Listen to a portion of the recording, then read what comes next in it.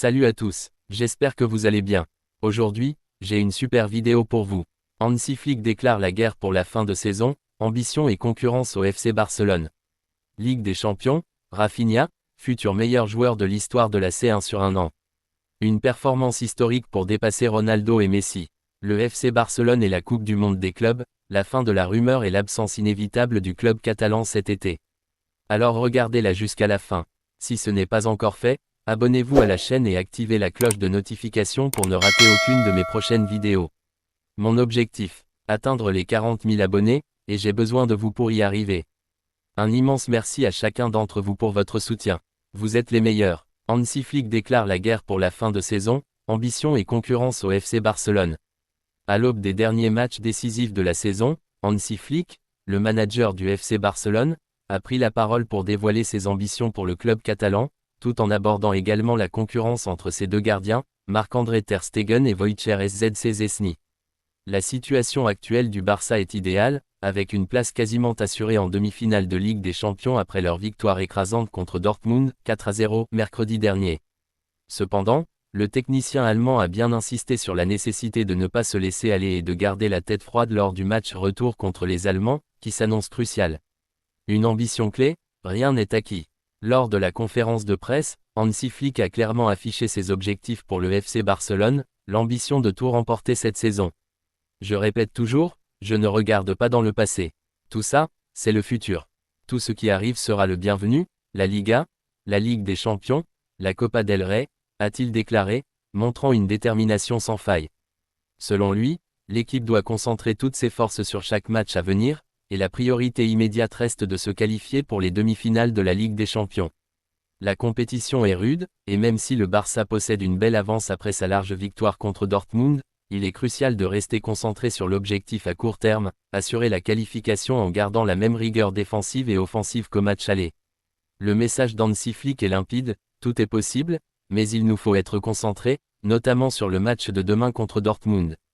Il ne laisse ainsi aucune place à la relâchement et souligne que chaque compétition, que ce soit la Liga, la Coupe d'Europe ou la Copa del Rey, représente une opportunité de glaner des titres, mais qu'il est important de rester les pieds sur terre. Le technicien a insisté sur le fait que les attentes sont élevées, et il entend bien mener le Barça jusqu'au sommet.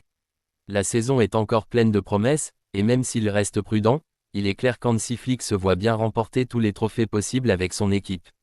La concurrence entre Ter Stegen et Szczęsny, un duel de gardiens. Un autre sujet important qui a été abordé lors de cette conférence était la concurrence entre Marc-André Ter Stegen, le gardien titulaire du Barça, et Wojciech Szczęsny, qui a rejoint le club en tant que doublure. Le Polonais, qui a fait une entrée remarquée dans l'équipe, n'a pas manqué de faire savoir que la situation de compétition entre les deux portiers était bien comprise et acceptée par les deux hommes. Marc est concentré sur son retour à l'entraînement. Quand il sera disponible, ce sera au coach de décider, pas à nous, a expliqué Szczęsny, mettant l'accent sur la compréhension mutuelle entre les deux gardiens. Il n'y a, selon lui, aucune tension, malgré le fait que les deux se battent pour une place de titulaire. Cette déclaration montre l'état d'esprit positif régnant au sein de l'équipe, avec des joueurs qui se respectent et qui sont prêts à accepter les décisions de l'entraîneur sans créer de conflits internes. Szczęsny, tout en restant humble, a ajouté que, quoi qu'il arrive, on l'acceptera et on respectera la décision. Lui comme moi, on veut ce qu'il y a de mieux pour l'équipe. Cette volonté de mettre l'équipe avant l'individualité témoigne d'une cohésion de groupe solide, essentielle pour affronter les enjeux de fin de saison. De son côté, Hansi Flick a précisé qu'il n'y avait pas de certitude concernant les choix de gardiens, surtout en cette fin de saison où chaque match pourrait être décisif.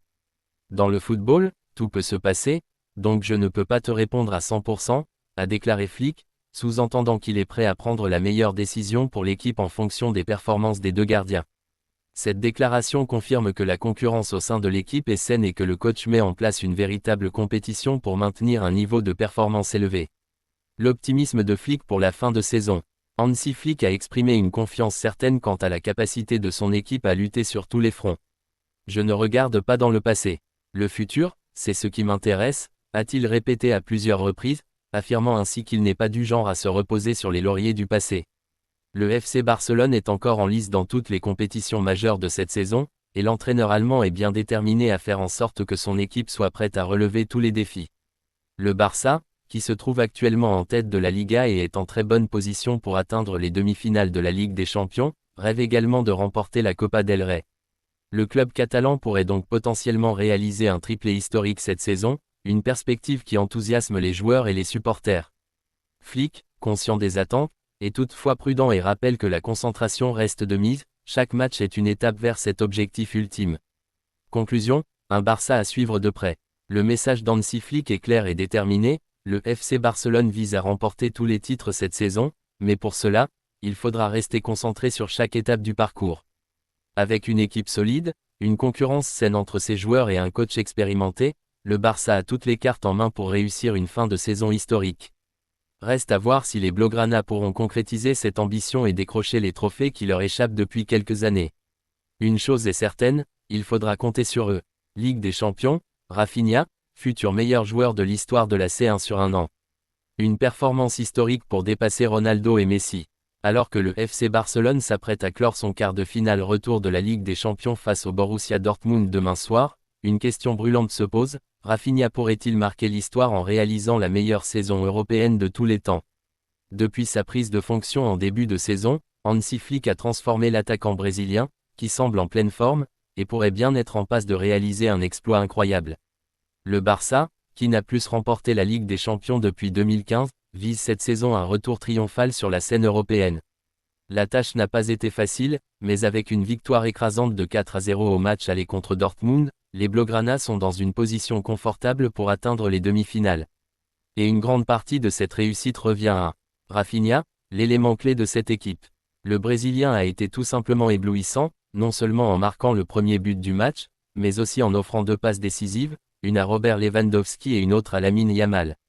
Son influence sur le terrain a été indéniable, et il incarne à lui seul le renouveau du FC Barcelone en Ligue des Champions. Rafinha, une saison record en Ligue des Champions. Le joueur de 28 ans, qui a connu une progression fulgurante depuis son arrivée en Catalogne, est désormais incontournable. En championnat, en Coupe du Roi et bien sûr en Ligue des Champions, Rafinha est tout simplement intenable dans le secteur offensif. Il a même eu l'honneur de porter le brassard de capitaine à certaines occasions, ce qui témoigne de l'importance qu'il occupe dans cette équipe. Le Brésilien postule désormais pour réaliser la plus grande saison jamais vue en Ligue des Champions en termes de performance individuelle. Les statistiques sont sans appel, avec 12 buts et 7 passes décisives en 19 matchs depuis le début de la saison, Rafinha figure actuellement parmi les meilleurs joueurs de l'histoire de la compétition. Il égale ainsi Lionel Messi, qui avait réalisé une performance similaire en 2011 à 2012. Une performance remarquable, d'autant plus qu'il n'est devancé que par 2 joueurs dans les classements historiques, Cristiano Ronaldo, avec 22 contributions, 17 buts, 5 passes décisives, en 2013 à 2014, et Robert Lewandowski, qui a accumulé 21 participations directes, 15 buts, 6 passes décisives, lors de sa saison 2019 à 2020. Cristiano Ronaldo revient également en 2015 à 2016 avec 20 contributions, 16 buts, 4 passes décisives. Rafinha sur les traces des plus grands. L'objectif pour Rafinha est désormais de dépasser ces légendes. Bien qu'il ne lui reste encore qu'au minimum un match à jouer, voire 3 s'il franchit l'obstacle Dortmund, il pourrait déjà rivaliser avec les meilleurs de tous les temps. S'il parvient à inscrire une nouvelle contribution en Ligue des Champions contre les Allemands, il pourrait bien effacer Lionel Messi de ses tablettes historiques, une performance qui marquerait un tournant dans sa carrière. Le retour de Rafinha en grande forme et son statut de joueur décisif pour le FC Barcelone en Ligue des Champions ne peuvent plus être ignorés. Il s'impose désormais comme l'un des joueurs les plus influents de cette édition, et si le Barça parvient à éliminer Dortmund, il pourrait faire encore mieux et frapper un grand coup dans l'histoire du football européen. Une chose est sûre, cette saison pourrait bien être celle de Rafinha, qui, à 28 ans, semble prêt à entrer dans le panthéon des plus grands joueurs de la Ligue des Champions. Et qui sait, il pourrait même rejoindre des mythes comme Cristiano Ronaldo et Lionel Messi, et pourquoi pas les dépasser. Le FC Barcelone et la Coupe du Monde des clubs, la fin de la rumeur et l'absence inévitable du club catalan cet été. Alors que la fin de saison approche à grands pas, un vent de rumeurs a soufflé sur le FC Barcelone, annonçant la possibilité d'une invitation de dernière minute pour la Coupe du Monde des clubs, une compétition dont le déroulement est prévu du 14 juin au 13 juillet prochain aux États-Unis.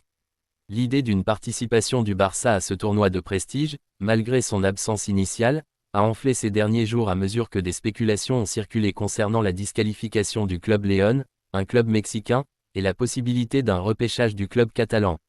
Cependant, La presse espagnole a rapidement mis fin à ces rumeurs et a révélé une vérité sans appel: le FC Barcelone ne sera pas présent à la Coupe du Monde des clubs 2025, quel que soit le résultat de ces futures compétitions, y compris la Ligue des Champions. Une Coupe du Monde des clubs à la nouvelle formule. La Coupe du Monde des clubs 2025 sera un événement d'envergure mondiale, qui se déroulera sur une période d'1 mois, du 14 juin au 13 juillet, et dont le but sera de déterminer l'équipe la plus forte à l'échelle internationale. Ce tournoi verra une toute nouvelle organisation, élargie à plusieurs équipes de toutes les confédérations. Organisée aux États-Unis, cette compétition sera l'un des événements sportifs les plus médiatisés de l'année. En revanche, ce tournoi ne se déroulera pas sans controverse, notamment en raison de l'absence de certaines grandes équipes européennes qui manqueront à l'appel. Parmi ces géants européens qui feront défaut, on trouve des clubs comme Liverpool, Arsenal, et bien sûr, le FC Barcelone. Pourtant, dans un contexte où plusieurs équipes d'envergure sont absentes, une rumeur a commencé à prendre de l'ampleur, celle d'un repêchage possible du Barça pour combler l'un des vides laissés par des clubs qui ne participeront pas. En particulier, la disqualification du club Léon a alimenté cette rumeur, certains imaginant que le Barça pourrait prendre la place laissée vacante. Mais à la surprise de beaucoup, les informations révélées par la presse espagnole ont balayé cette hypothèse.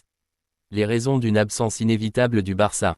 L'élément principal qui a mis fin aux spéculations autour du FC Barcelone est lié à un ensemble de raisons logistiques et réglementaires bien plus complexes que ce qu'une simple rumeur laissait entendre. Tout d'abord, le règlement de la FIFA est clair, les 12 tickets européens pour la compétition ont déjà été attribués.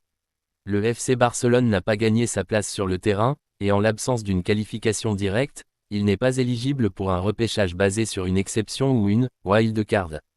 En d'autres termes, même une victoire en Ligue des Champions en mai prochain ne changerait rien à cette situation, la place du Barça est déjà prise, et la règle est sans appel.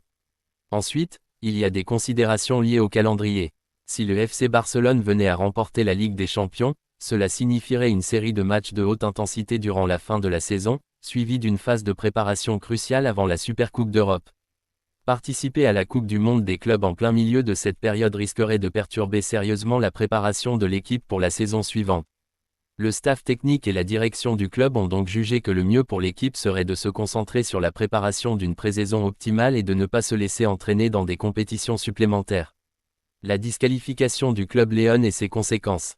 La rumeur de repêchage avait principalement pris naissance à la suite de la disqualification du club Léon, un club mexicain de la CONCACAF, qui, en raison de problèmes juridiques liés à la multipropriété des clubs, a été exclu de la compétition.